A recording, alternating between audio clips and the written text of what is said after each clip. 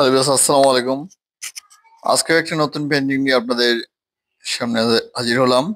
আজকে বাচ্চাদের জন্য খুব ইজি একটি পেন্টিং নিয়ে এসেছি। এটাও পোস্টার কালারে। আমি মূলত পোস্টার কালার পেন্সিল ইউজ করে থাকি। তো আজকের পেন্টিংটি খুব ইজি একটি পেন্টিং, যা সহজেই বাচ্চারা বা নতুনরা করতে পারবেন। তো ভিউয়ার্স, ভিডিওটি স্কিপ না করে পুরোপুরি দেখবেন, আশা করি দেখলেই শিখতে পারবেন। তো আমি পেন্সিল দিয়ে প্রথমে ড্রয়িং করে নিয়েছি যে আমি কি আঁকবো।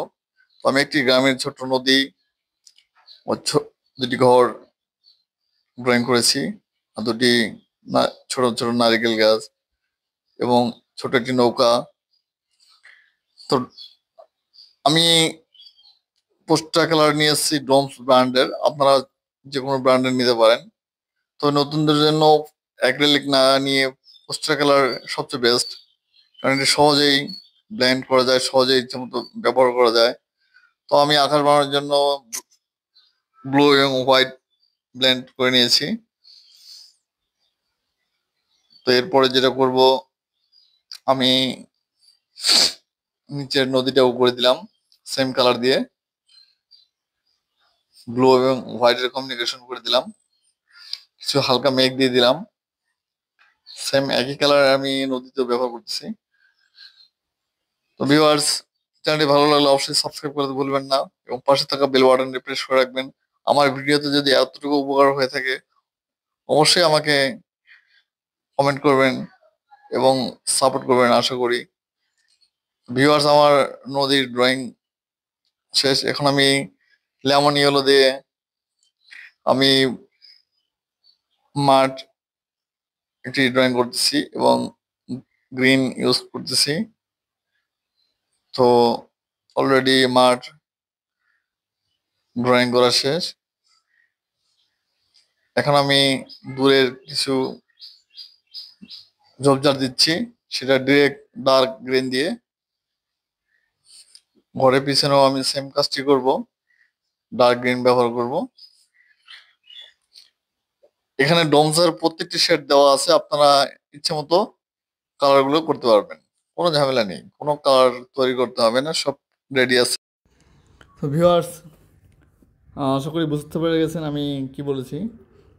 তো আমি নদীর তীরটা ড্রয়িং করলাম নিচে ডার্ক গ্রিন, নিচে ব্ল্যাক দিয়ে। এবার বাড়ির পিছনে কিছু গাছপালা দেবো, সেটি ব্ল্যাক এবং গ্রিনের কমিউনিকেশনে। তো দেখতে পাচ্ছেন আমি ছোট একটি ব্রাশের সাহায্যে কীভাবে গাছগুলো দিচ্ছি, এবং একটি পুরাতন ব্রাশ দিয়ে আমি গাছগুলোর ডিটেলস করে দিচ্ছি, হালকা ডিটেলস, খুব একটা বেশি না, কারণ বাচ্চারা বেশি ডিটেলস করতে পারবে না। তো যেহেতু পিছনেই আপনাদের সূর্যের রিফ্লেক্স থাকে, পিছনের গাছগুলো বা গাছপালাগুলো আপনার ডিটেলস করার দরকার হয় না। আপনার যেগুলো সামনে থাকবে সেগুলো আপনি হাইলাইট করবেন এবং ডিটেল করবেন। তো ভিউয়ার্স, আমি একটা নদীর এই পারে একটা বড় গাছ ড্রয়িং করেছি। এরপরে নদীর এক পাশে একটু ছোট একটু জায়গা নিয়েছি, এখানে আমি কিছু ঝোপঝাড় দিব এবং একটি গাছ ড্রয়িং করব, বড় গাছ। এরপরে যেটা করব, আমি নৌকাতে যাব। নৌকা কালার করতে যেটা লাগে, আপনার বার্নার্ড সিনহা নামে একটা কালার আছে, সেখানে দেখবেন বক্সটাতে, সেটা আগে অ্যাপ্লাই করবেন, বা আপনি ডিরেক্ট কালো ব্যবহার করতে পারেন।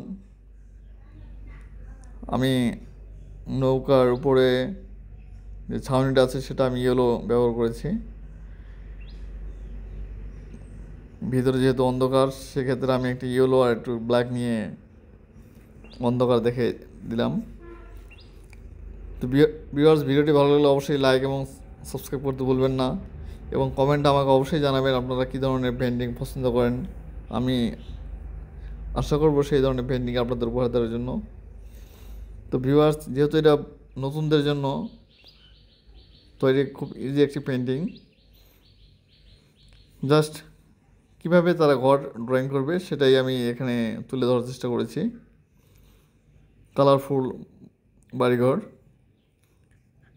তো আমি ঘরের চালটা রেড কালার করে দিয়েছি।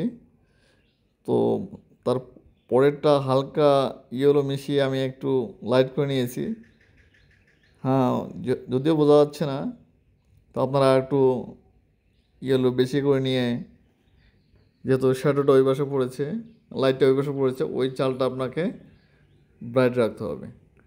যে পাশে লাইট পড়েনি সূর্যের, সে পাশে আপনাকে ডার্ক রাখতে হবে। এটা মনে রাখতে হবে। তো ভিউয়ার্স, আমার ঘরের কাজ প্রায় শেষের দিক। এরপরে ডিরেক্ট ব্ল্যাক দিয়ে আমি নৌকা ডিটেলসটি করে দিচ্ছি, হালকা ডিটেল, খুব বেশি না। ঘরটি শুকানোর শেষ হয়ে গেলে আমি সেখানেও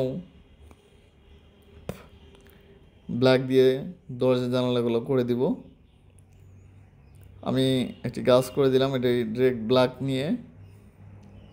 তো আপনারা জানেন আমি পোস্টার কালার, পেন্সিল কালারের কাজ করে থাকি।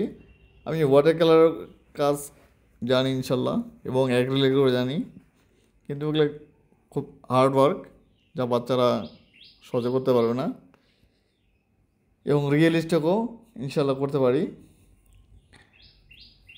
যেহেতু আমি বাচ্চাদের শেখানোর চেষ্টা করব শুরু থেকে, তাদের কীভাবে আমি শিখেছি, আমি ঠিক সেমভাবে বাচ্চাদের শেখানোর চেষ্টা করতেছি। তো ভিউয়ার্স, চ্যানেলটি ভালো লাগলে অবশ্যই সাবস্ক্রাইব করতে ভুলবেন না। পাশে থাকা বেল বাটনটি প্রেস করে রাখবেন, যাতে পরবর্তী ভিডিওর নোটিফিকেশন আপনার কাছে যায়। আর ডিসক্রিপশন বক্সে আমার লিঙ্ক দেওয়া থাকবে, আপনারা সেখান থেকে দেখে নেবেন পরবর্তী ভিডিওগুলো। আমার ভিডিওগুলো ভালো হচ্ছে কি হয়নি অবশ্যই আমাকে কমেন্টে জানাবেন। তো ভিউয়ার্স, আজকে এই পর্যন্তই। সবাই ভালো থাকবেন, সুস্থ থাকবেন, সবার সুস্বাস্থ্য কামনা করে আজকে এই পর্যন্তই।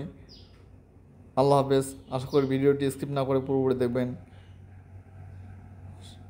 আর যারা দেখতেছেন সবাইকে অসংখ্য ধন্যবাদ, অন্তরস্থল থেকে আবারও ধন্যবাদ জানিয়ে শেষ করছি। আল্লাহ হাফেজ।